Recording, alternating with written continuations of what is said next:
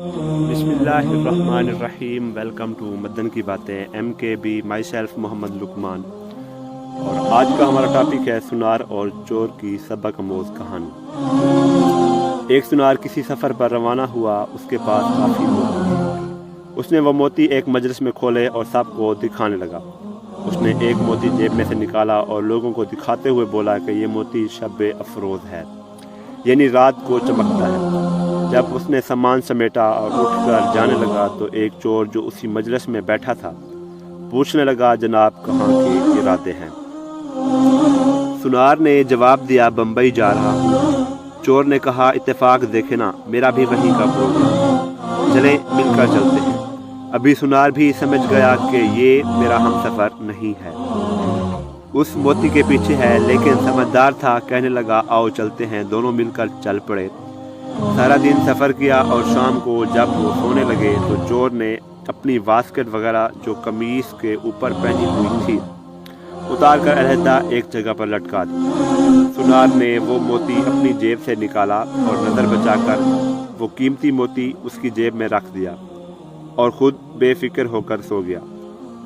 अभी चोर रात को उठा और उसकी जेब से उसका सामान सब देखने लगा, लेकिन कहीं भी मोती ना मिला। आखिर वो सो गया।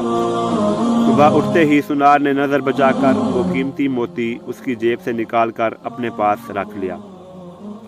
जब चोर उठा तो उसने नाश्ता करते हुए सुनार से बातों बातों में पूछा कि वो तुम्हारे पास वो जो कीमती मोती था वो कहाँ है? रात को चमक भी नहीं रहा था।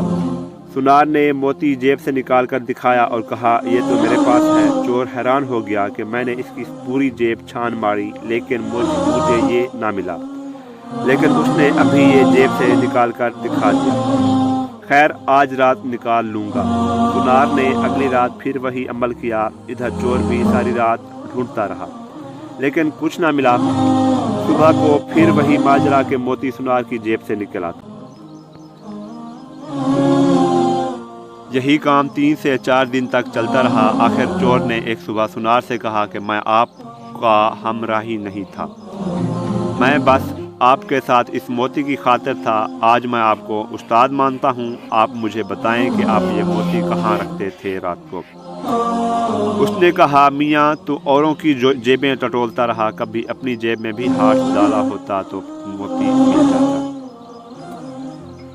आज हमारी मिसाल उस चोर की सी है जो लोगों के ऐब ढूंढता फिर रहा हो और कभी अपने गिरेबान में झांक कर देखा तक नहीं। हमारी ये आदत बन चुकी है कि हम हमेशा दूसरों की गलतियां ढूंढते रहते हैं, कभी अपने आप को नहीं टटोलते, कभी भी हम अपने आप पर नज़र नहीं दौड़ाई।